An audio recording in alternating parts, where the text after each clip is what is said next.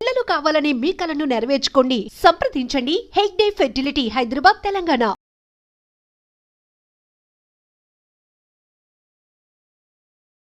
45వ standing fire advisory council meeting నిన్నటి రోజు అంటే 9, 10, 11 ఏప్రిల్ నాడు జరుగుతుంది హైదరాబాద్లో షెరటన్ హోటల్లో.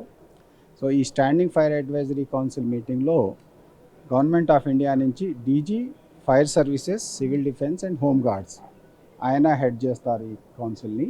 దాంతోపాటే ప్రతి రాష్ట్రానికి సంబంధించినటువంటి డీజీ ఫైర్ సర్వీస్ కానీ, దాంతోపాటే యూనియన్ టెరిటరీకి సంబంధించినటువంటి డీజీ ఫైర్ సర్వీసెస్, తర్వాత ప్రైవేట్ ఆర్గనైజేషన్స్ సంబంధించిన గవర్నమెంట్ ఆఫ్ ఇండియాలో ఉన్నటువంటి ఆయిల్ డైరెక్టరేట్స్ కానీ, మన బీపీసీఎల్ లేకపోతే ఆయిల్ ఇండియా ఇటువంటి కంపెనీకి సంబంధించినటువంటి వీళ్ళందరూ కూడా ఈ యొక్క మీటింగ్లో అటెండ్ అవుతారు.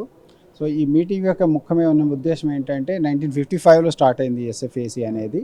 సో దీంట్లో మన దేశంలో ఉన్నటువంటి ఫైర్ డిపార్ట్మెంట్స్ వాటి మోడర్నైజేషన్ కానీ, వాళ్ళకి సంబంధించినటువంటి ఎక్విప్మెంట్ కానీ ఏ విధంగా ఉండాలి, తర్వాత రిక్రూట్మెంట్, ట్రైనింగ్, వీటికి సంబంధించినటువంటి డిస్కషన్స్ జరుగుతాయి.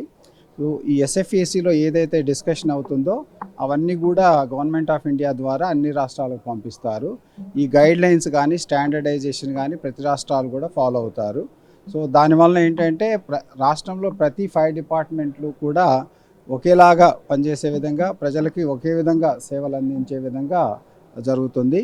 ఈ స్టాండర్డైజేషన్ అనేది చాలా ఇంపార్టెంట్ ఆస్పెక్ట్ ఈ యొక్క ఎస్ఎఫ్ఏసిలో. సో 15th ఫైనాన్స్ కమిషన్ సంబంధించి గవర్నమెంట్ ఆఫ్ ఇండియా టోటల్ 5,000 కోట్లు అన్ని రాష్ట్రాలకి, 28 రాష్ట్రాలకు సంబంధించినటువంటి ఫైర్ డిపార్ట్మెంట్స్ని మోడర్నైజ్ చేసేదానికి పెట్టారు. సో ఈ 5,000 crores దాంతోపాటే 25% స్టేట్ షేర్ ఉంటుంది అన్నింటిలో.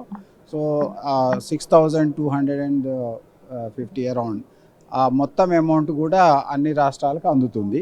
సో ఇంతకుముందు మన గవర్నమెంట్ ఆఫ్ ఇండియా ఆఫీసర్ చెప్పినట్లుగా టోటల్ 28 స్టేట్స్కి ఆల్రెడీ అమౌంట్ రీచ్ అయింది. ఇంకొక 1 or 2 స్టేట్స్ మాత్రమే పెండింగ్ ఉన్నది. సో ఈ అమౌంట్ కూడా next year March 31st lapse అవుతుంది. అయితే గవర్నమెంట్ ఆఫ్ ఇండియాలో ప్రయత్నం జరుగుతుంది, ఇది ఏదైనా ఎక్స్టెండ్ చేసేదానికి ఏమైనా స్కోప్ ఉందా అని చెప్పేసి. సార్ ఇది ఒకటి పోలీస్కి సంబంధించి ఒక కామెంట్ చేశారు.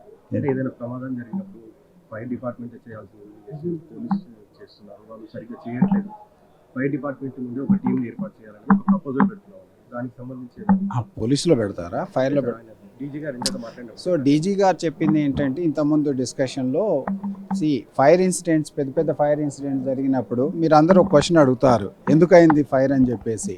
సో ఇమ్మీడియట్గా అక్కడ కాజ్ ఆఫ్ ఫైర్ అనేది తెలియడము, తర్వాత దాని రీజన్స్ ఏంటనేది తెలియడం అనేది డిఫికల్ట్. అయితే ఇన్వెస్టిగేషన్ ఏమో జనరల్లీ పోలీస్ డిపార్ట్మెంట్ చేస్తారు. ఇన్సిడెంట్ జరిగినప్పుడు రెస్పాన్స్ ఇచ్చి మంటలు ఆర్పడం అవన్నీ ఫైర్ డిపార్ట్మెంట్ చేస్తారు.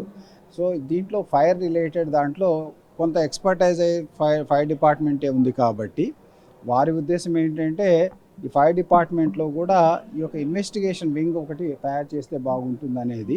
ప్రధానంగా ఈ ఫైర్ ఇన్సిడెంట్ సంబంధించినటువంటి రీజన్స్ కానీ, తర్వాత దానికి సంబంధించినటువంటి కారణాలు తెలుసుకొని ముందు రాకుండా జాగ్రత్తలు, లేకపోతే ఎవరైనా తప్పు చేస్తే వాడిని ఏ విధంగా శిక్షించాలి అనే ఉద్దేశం కోసం ఒక ఇన్వెస్టిగేషన్ టీం ఉండాలనేది ఆయన ఉద్దేశం.